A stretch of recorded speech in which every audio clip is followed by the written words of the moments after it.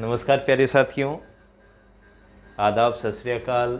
मैं आपका दोस्त और होस्ट अनुराग छिंपा। तो आपका स्वागत है आपके अपने YouTube चैनल से राम अध्ययन मंत्रा में। और मित्रों, अपने निरंतर अध्ययन कर रहे हैं कामायनी श्रद्धा सर्ग पे, और आज इसका तीसरा पार्ट है। 6 छंद हम प्रत्येक पार्ट में कर रहे हैं और उम्मीद है आपको अच्छे से समझ में आ रहा होगा। इसी के साथ चलते हैं 13वें पे। कौन हो तुम बसंत के दूत, वीरस पतझड़ में अति सुकुमार। घन तिमिर में चपला की रेख, तपन में शीतल मंद बयार। नखत की आशा किरण समान, हृदय के कोमल कवि की कांत। कल्पना की लघु लहरी दिव्य, कर रही मानस हलचल शांत। तो पहली बात तो साथियों, इसमें प्रतीकों का प्रयोग हुआ है। किसका प्रयोग हुआ है? प्रतीक का प्रयोग हुआ है। मतलब प्रतीक रूप में कहना। वो जब अपने पढ़ेंगे तो अपने समझ में आ जाएगा।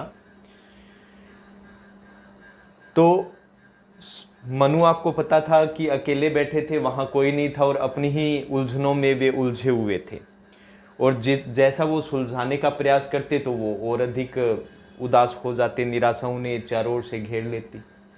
अब जैसे ही श्रद्धा आती है तो उनके मन में एक धैर्य उत्पन्न हो जाता है। उनका जो उदास हृदय है वो वापस खुशी से भर उठता है। वो ही देख लेते हैं। वीरस, वीरस का अर्थ होता है नीरस, या कह सकते हो उदास।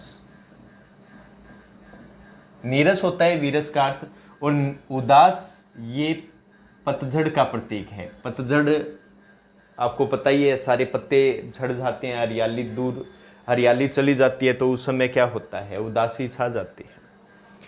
अति मतलब अत्यधिक, सुकुमार मतलब सुंदर। घन तिमिर, घन तिमिर मतलब बादलों का अंधकार। और ये क्या हो जाएगी? निराशा। ये अंधकार किसका प्रतीक है? निराशा का। तो 2 प्रतीक हो गए। चपला, चपला वैसे तो क्या होती है? बिजली। और साथ में आप कह सकते हो नक्षत्र। और यहां चपला प्रतीक रूप आया है किसका? आशा का। अच्छा, कई बार सड़कों पे चल रही होती हैं, अंधकार होता है और बिजली चमकने लग जाए या थोड़ी थोड़ी रोशनी दिखाई दे तो अपने को रास्ता भी दिखाई देने लग जाता है। उस समय एक दीपक भी अपने काम का होता है। तपन, आपको पता है तपन क्या होती है? जो तपता रहता है। लेकिन यहां प्रतीक रूप में तपन किसका है? दुख। शीतल मंद बयार, अब यहां शीतलादायक, हृदय को शीतल कर देने वाली। मंद मतलब मंथर, बयार का मतलब हवा। अब शीतल तो हृदय, ये प्रतीक रूप में है। नखत की आशा किरण समान, नखत नक्षत्र हो जाएगा। क्या हो जाएगा? नक्षत्र की आशा की किरण के समान। हृदय के कोमल कवि की कांत, कांत का मतलब क्या होता है? सुंदर। और यहां आप मधुर भी कर सकते हो, मधुर। कल्पना की लघु लहरी दिव्य, अच्छा इसका अर्थ क्या हो जाएगा? नन्ही या छोटी, दिव्य का अर्थ अलौकिक, लहरी का मतलब लहर हो जाएगा। कर रही मानस, मानस का मतलब प्रतीक रूप में मानसरोवर भी कह सकते हो, और क्या कह सकते हो? हृदय भी कह सकते हो। शांत का मतलब शांत होता है। यहां तक देख लेते हैं मित्रों। अब जब श्रद्धा मनु के समक्ष खड़ी है, उस समय मनु बड़े निराशा थे, लेकिन श्रद्धा को देखकर उनके मन में आशा उत्पन्न होती है और वो कहते हैं कि मेरे इस जीवन रूपी जो पतझड़ है, मेरी जो उदासी है, उसके अंदर तुम कोयल की भांति मधुर बोलने वाली और बसंत के दूत के रूप में, क्योंकि कोयल जब बोलती है तो इसका मतलब ये माना जाता है कि बसंत आने वाला है, तो बसंत का दूत यहाँ कोयल भी आप कह सकते हो, कि तुम मेरे पतझड़ रूपी जो जीवन है, उदास जीवन है, उसमें कोयल रूपी बसंत के दूत के रूप में तुम कौन हो। घन तिमर में चपला की रेख, कि तुम इतने घने अंधकार के अंदर बिजली की रेखा के समान तुम कौन हो। तपन में शीतल मंद बयार, तुम तो क्या हो, इस तपन अर्थात इस दुख में हृदय को शीतल कर देने वाली, मंद गति से चलने वाली वायु के समान हो। नखत की आशा किरण समान, अरे तुम तो क्या हो, नक्षत्र की आशा की किरण के समान हो।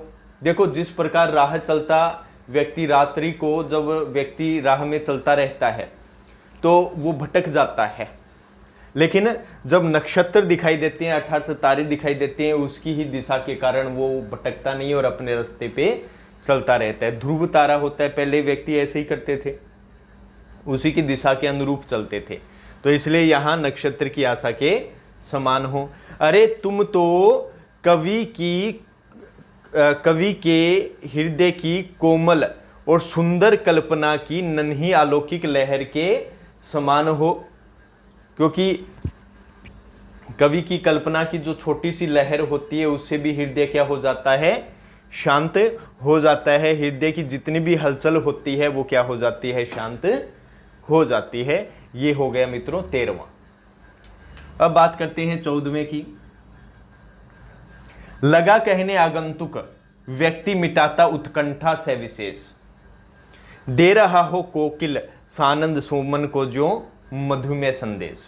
अच्छा ठीक है, इसका देख लेते हैं। पहली बात, आगंतुक व्यक्ति कौन है, आया हुआ व्यक्ति। उस समय श्रद्धा ही आई थी, तो आगंतुक व्यक्ति कौन हो जाएगा, श्रद्धा। उत्कंठा का मतलब क्या होता है, उत्सुकता। सविशेष क्या हो जाएगा, विशेष रूप की।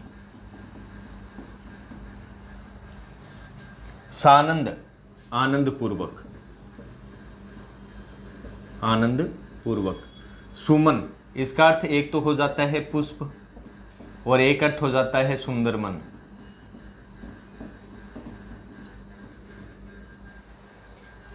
मधु में इसके भी दो अर्थ हैं, एक तो अर्थ बसंत से लिया जा सकता है और एक किससे अर्थ लिया जा सकता है, माधुर्य।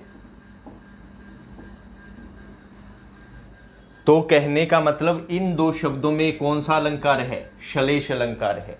श्लिष्ट अर्थ होगा, मतलब दो अर्थ निकलेंगे। पहला अर्थ देख लेते हैं।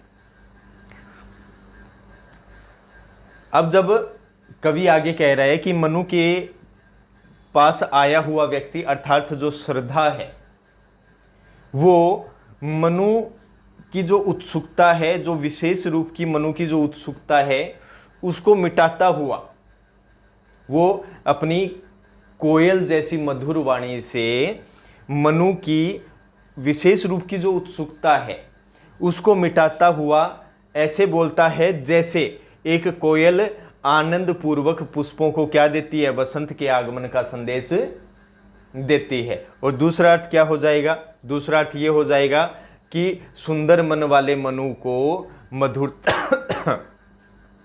सुंदर मन वाले मनु को मधुरता का संदेश श्रद्धा देती है, क्योंकि मनु का हृदय क्या है, उदास है, निराश है, पूरा नीरस है। तो उसी उत्कंठा को मिटाने के लिए वो कोयल की भांति उसे मधुर संदेश देती है। तो दो अर्थ हो गया। फिर आता है 15वां। भरा था मन में नव उत्साह, सीख लूं ललित कला का ज्ञान, इधर रह गंधर्वों के देश, पिता की हूं प्यारी संतान। घूमने का मेरा अभ्यास बढ़ा था, मुक्त व्योमतल नित्य, कुतूहल खोज रहा था, व्यस्त हृदय सत्ता का सुंदर सत्य। यहां तक देख लेते हैं। नव उत्साह का मतलब नवीन उत्साह है या जिज्ञासा। अच्छा, ललित कला मित्रों, नाम तो बहुत सुना होगा, लेकिन ललित कला होती क्या है बता देता हूं। देखो, वास्तुकला, चित्रकला, मूर्तिकला, ये जो कलाएं होती है ये क्या कहलाती है? ललित कलाएं कहलाती है। गंधर्वों का देश तो गंधर्वों का देश है। अच्छा, इसके अलावा मुक्त व्योमतल, खुले आकाश के नीचे, मुक्त गगन के नीचे। नित्य मतलब दिन प्रतिदिन। कुतूहल मतलब आश्चर्य।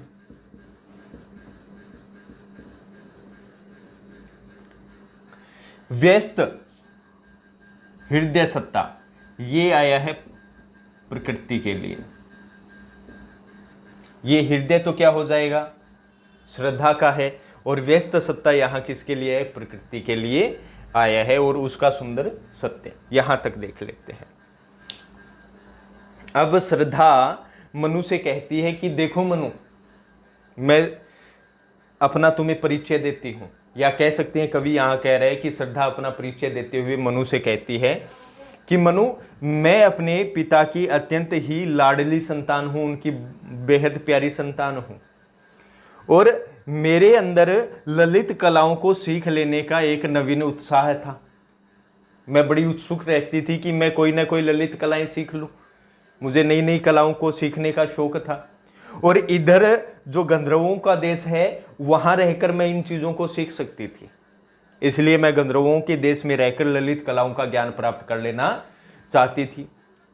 दूसरी बात, मनु, मैं क्या है कि स्वच्छंद प्रकृति की होने के कारण, स्वच्छंद मतलब स्वतंत्र स्वभाव की होने के कारण, मैं इस पृथ्वी पे, इस प्रकृति के अंदर दिन रात क्या करती रहती थी? नित्य दिन रात इस खुले आकाश के नीचे क्या करती रहती थी? घूमती रहती थी, जिससे मेरे घूमने की मुझे आदत हो गई। क्योंकि मैं स्वच्छंद प्रकृति की थी और घूमना मुझे पसंद था खुले आकाश के नीचे, और घूमते घूमते यह मेरा क्या बन गया? मेरी ये आदत हो गई, और मैं घूमना मुझे अच्छा लगने लगा।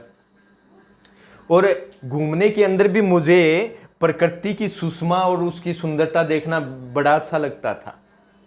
और प्रकृति की सुंदरता और सुषमा ने मेरे हृदय में एक आश्चर्य पैदा कर दिया, और उसी आश्चर्य के कारण मैं क्या करती रहती थी? प्रकृति की विभिन्न सुंदरता को मैं खोजती रहती थी। और मेरे हृदय में सदैव इस व्यस्त सत्ता अर्थात प्रकृति के सुंदर सत्य अर्थात उसके रहस्य को जानने की उत्सुकता सदैव बनी रहती थी। तो ये हो गया आपका 15वां। अब चलते हैं नेक्स्ट। यहां तक तो समझ में आ गया होगा मित्रों, चलते हैं आगे।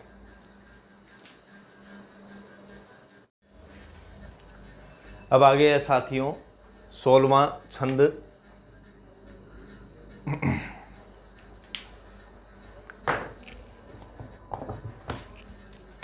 16वां छंद।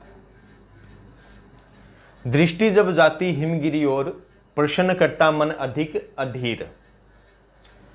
धरा की यह सिकुड़न भयभीत आह, कैसी है क्या है पीर। मधुरिमा में अपनी ही मौन एक सोया संदेश महान, सजग हो करता था संकेत, चेतना मचल उठी अनजान। यहां तक देखते हैं। हिमगिरी हिमालय पर्वत हो जाएगा।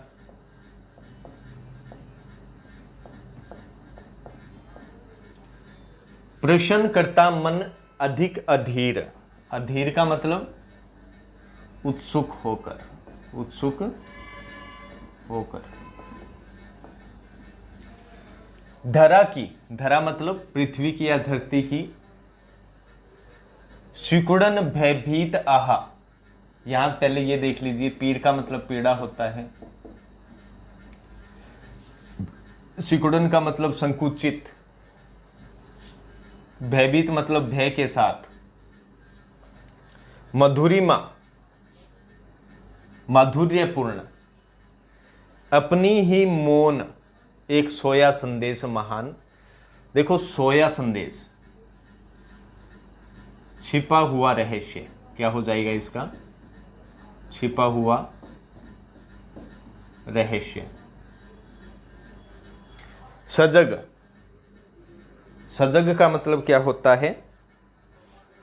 जागृत होकर। सजग का मतलब क्या हो जाएगा? जागृत होकर, जागृत होकर। संकेत का मतलब संकेत, चेतना मचल उठी अनजान। ये देखो, हृदय उत्सुक हो गया या अधीर हो गया।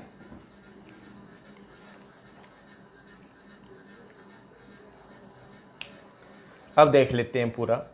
अब श्रद्धा अपना परिचय देते हुए कह रही है, और उन्होंने पहले भी बता दिया था, और अब वो मनु से कह रही है कि जब मैं प्रकृति की, जो प्राकृतिक दृश्यों की सुषमा है, उनको देख रही थी, तो उन्हीं प्राकृतिक दृश्यों की सुषमा मेरे हृदय में एक रहस्य उत्पन्न कर देती थी, और उसी रहस्य के कारण मैं क्या करती? हिमालय को देखती।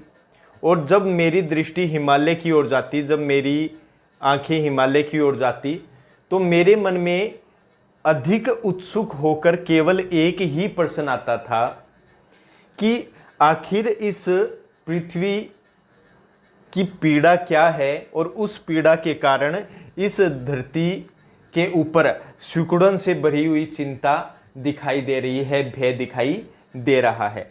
और देखो, स्वभावतः ही जब इंसान व्यक्ति के चिंता हो जाती है तो उसके मस्तक पे सिकुड़न हो जाती है। तो यहाँ अगर रहस्य की बात करें तो श्रद्धा जो धरती है उसे ही वो व्यक्ति मान रही है कि धरती की ऐसी क्या पीड़ा है जिसके कारण उसके मस्तक पर हिमालय रूपी वो जो चिंता की सिकुड़न है वो पैदा हो गई है। ये रहस्य मेरे मन में सदैव बना रहता। आखिर उस हिमालय के मौन, सौंदर्यपूर्ण मौन में कौन सा रहस्य छिपा हुआ है? मुझे लगता है कि कोई महान ही रहस्य छिपा हुआ है, जो सदैव जागृत होकर अपनी ओर संकेत करता रहता है। और उसी हिमालय को देखकर मेरा जो हृदय है वो और अधिक उत्सुक हो गया, और अधिक अधीर हो गया, यहां तक। और फिर चलते हैं 17वें पे। बढ़ा मन और चले ये पैर, शैलमालाओं का श्रृंगार। आंख की भूख मिटी यह देख, आह कितना सुंदर संभार। एक दिन सहसा सिंधु अपार, लगा टकराने नग तलक शुद्ध। अकेला यह जीवन निरुपाय, आज तक घूम रहा विश्रब्ध। अच्छा, विश्रब्ध का अर्थ क्या होता है? विश्रब्ध का अर्थ होता है निश्चिंत। एक मिनट, क्या होता है? निश्चिंत।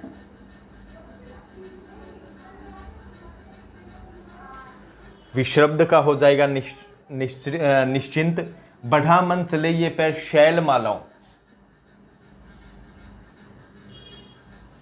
पर्वत की श्रृंखलाएं। श्रृंगार का मतलब सौंदर्य हो जाएगा। आंख की भूख मिटी, देखने की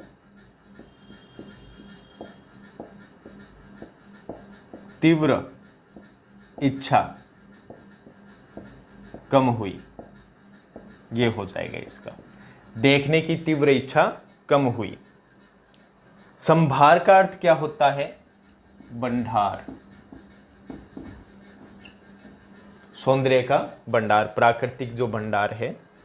एक दिन सहसा, अचानक, सिंधु सागर अपार जिसका पार न पाया जा सके, नगतल, हिमालय के नीचे, हिमालय की तलहटी से, शुद्ध, शुद्ध का मतलब क्रोधित, क्रोध में, गरज कर। हिमालय को क्रोध नहीं आता, लेकिन और यहाँ देखो मित्रों एक चीज है, यहाँ मानवीकरण अलंकार आया है, क्योंकि चिंता किसकी होती है? व्यक्ति के, न कि पृथ्वी के होती है। वो तो जड़ है, जड़ पे मानवीय चेष्टाओं का आरोप किया गया है। अच्छा, आगे देखते हैं। अकेला यह जीवन निरुपाय, बिना किसी उपाय के, और विश्रब्द का अर्थ होता है बिना विश्राम के। विश्राम के मतलब निश्चिंत होकर। पूरे का देख लेते हैं। अब आगे श्रद्धा मनु से कह रही है कि देखो, मैं प्रकृति की सुंदर सुषमा को निहारती रहती हूँ, और उसी के अंदर मैंने हिमालय को देखा, और जब मैं हिमालय को देखा और उसके रहस्य को जानना चाहा, तो मेरा मन और जो पैर थे वो स्वयं हिमालय की तरफ चलने लग गए। और जैसे जैसे मैं हिमालय की ओर बढ़ने लगी, तो उस हिमालय की जो पर्वत श्रृंखलाएं थी उसके सौंदर्य को देखकर मैं क्या हो गई, मुग्ध हो गई थी। अपार उनकी जो पर्वतमालाएं हैं उनका सौंदर्य अपार था, जिसका पार न पाया जा सके था। अच्छा, अब धीरे धीरे जैसे जैसे आगे मैं बढ़ी, तो उस हिमालय के सुंदर भंडार को, उस हिमालय के सुंदर प्राकृतिक दृश्यों के भंडार को देखकर मेरी जो देखने की तीव्र इच्छा थी, प्राकृतिक दृश्यों को देखने की जो तीव्र इच्छा थी, वो क्या हो गई, धीरे धीरे मिटने लग गई। तब अचानक, फिर श्रद्धा मनु से कहती है कि तब अचानक एक दिन मैंने देखा कि जो सागर है वो सीमाहीन होकर हिमालय के नीचे गरजने लगा, और ऐसा लगा कि वो क्रोध से क्या कर रहा है, हिमालय की तलहटी से टकरा रहा है। और उसी वक्त से अकेला यह जीवन निरुपाय आज तक घूम रहा निशब्द, और तभी से लेकर अब तक मेरा जो जीवन है वो निरुपाय होकर, मतलब बिना, मेरे पास कोई उपाय नहीं था, और बिना उपाय होकर आज वो यहाँ निश्चिंत होकर क्या कर रहा है, घूम रहा है, और मेरे पास कोई भी उपाय नहीं बचा मित्र। यहां तक। आगे देखते हैं 18वां, आज का अंतिम मित्रों। यहां देखा कुछ बलि का अन्न, भूत हित रत किसका यह दान, इधर कोई है अभी सजीव, हुआ ऐसा मन में अनुमान, तपस्वी क्यों इतने हो कलांत, वेदना का यह कैसा वेग, आह तुम कितने अधिक तास, बताओ यह कैसा उद्वेग। अच्छा, उद्वेग का अर्थ क्या होता है, अशांति। बलि का मतलब यज्ञ से संबंधित, यज्ञ से संबंधित। भूत हितरत, प्राणियों के कल्याण में लगे हुए।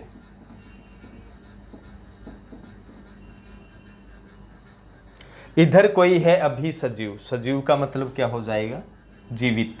सजीव का मतलब जीवित, हुआ ऐसा मन में अनुमान। तपस्वी मनु को संबोधित करते हुए कह रही है श्रद्धा। कलांत का मतलब होता है दुखी, कह सकते हो आप, व्याग्र कह सकते हो, या आप कह सकते हो व्याकुल। वेग का मतलब गति हो जाएगा। हताश, निराश। उद्वेग का अर्थ आपको बता दिया, शांति होती है। यहां तक देख लेते हैं। अब आगे श्रद्धा मनु से कहती है कि देखो मनु, जब मैं इधर उधर यहां वहां घूम रही थी निश्चिंत होकर, क्योंकि मेरे जीवन में कोई उपाय नहीं बचा था, और निश्चिंत ही वो श्रद्धा का कहाँ संकेत था, महाप्रलय की ओर संकेत था, क्योंकि जो सागर था वो सहसा हिमालय की तलहटी से टकराने लगा था, वहाँ गरजने लगा था। तो जब मैं यहाँ घूम रही थी तो मैंने यज्ञ से संबंधित कुछ अनाज यहाँ रखा हुआ देखा, और मैंने तब अपने मन में अनुमान लगा लिया कि प्राणियों के कल्याण में लगा हुआ कोई व्यक्ति है, वो यहाँ अभी भी जीवित है, क्योंकि यहाँ अन्न पड़ा था, अनाज पड़ा था यज्ञ से संबंधित, और वो प्राणियों के हित के लिए था, उनकी भलाई के लिए था। तभी मेरे मन में मैंने क्या कर लिया था, अनुमान लगा लिया था कि कोई न कोई मेरी तरह ही प्रलय से बचकर यहाँ जीवित है, निश्चित ही। तपस्वी क्यों हो इतने क्लांत, वेदना का यह कैसा वेग। फिर श्रद्धा मनु से कहती है कि हे तपस्वी, तुम्हारे अंदर वेदना, वेदना का मतलब पीड़ा, कि हे तपस्वी तुम इतने दुखी, इतने व्याकुल क्यों दिखाई दे रहे हो, आखिर तुम्हारी पीड़ा के अंदर इतनी गति कैसे है, तुम्हारी जो पीड़ा है वो इतनी अधिक क्यों तीव्र होती चली जा रही है, क्यों तुम व्याकुल हो, तुम कितने अधिक हताश निराश हो, अरे बताओ तो सही तुम्हारी इस अशांति का कारण क्या है, कि तुम कितने अधिक निराश हो, तुम अपने इस जीवन से क्या हो चुके हो, निराश हो चुके हो, और तुम्हारी इस मन की अशांति का कारण भी मैं नहीं जानती, क्या तुम मुझे इस अशांति, हृदय की अपनी अशांति का कारण बताना चाहोगे। ऐसा करके श्रद्धा मनु से कहती रहती है। और आज के लिए मित्रों इतना ही। अब साथियों मिलते हैं नेक्स्ट पार्ट में, श्रद्धा सर्ग चलेंगे 18 से 24। तो इसी के साथ श्री राम अध्ययन मंत्र आपसे विदा चाहता है। वीडियो अच्छा लगे तो शेयर करें, लाइक करें और सब्सक्राइब करें मित्रों।